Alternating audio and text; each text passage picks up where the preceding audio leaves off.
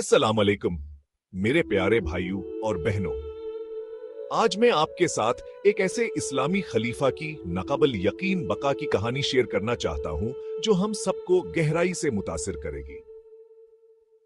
चलिए वक्त में पीछे चलते हैं। खलीफा उमर बिन अब्दुल अजीज के दौर में, जो इंसाफ तकवा के मीनार थे।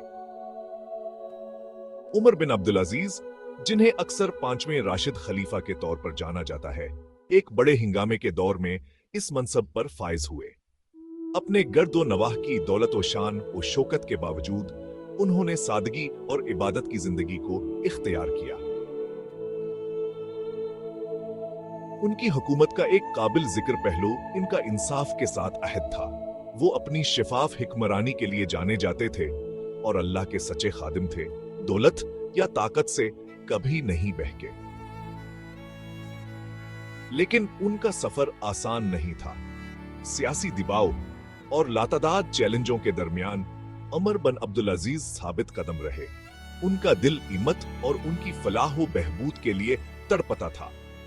अपनी जान को लाहिक खतरात के बावजूद वो अवाम को फायदा पहुंचाने वाली इस्लाहात पर अमल पेरा रहे, जिससे उनकी बेपनाह हिम्मत और ईमान का इजहार होता है।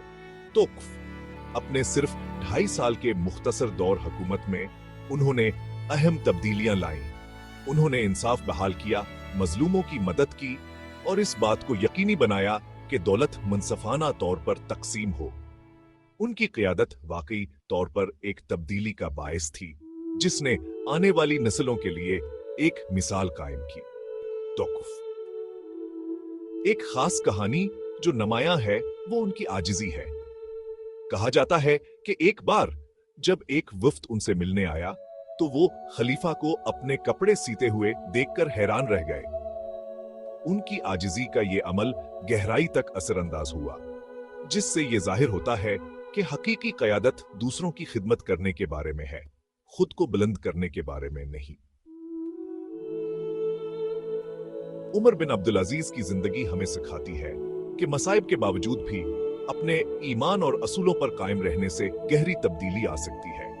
उनकी मेरास हमें याद दिलाती है कि क़यादत जो इस्लामी तालीमात पर मबनी है, इंसाफ और खुशहाली ला सकती है।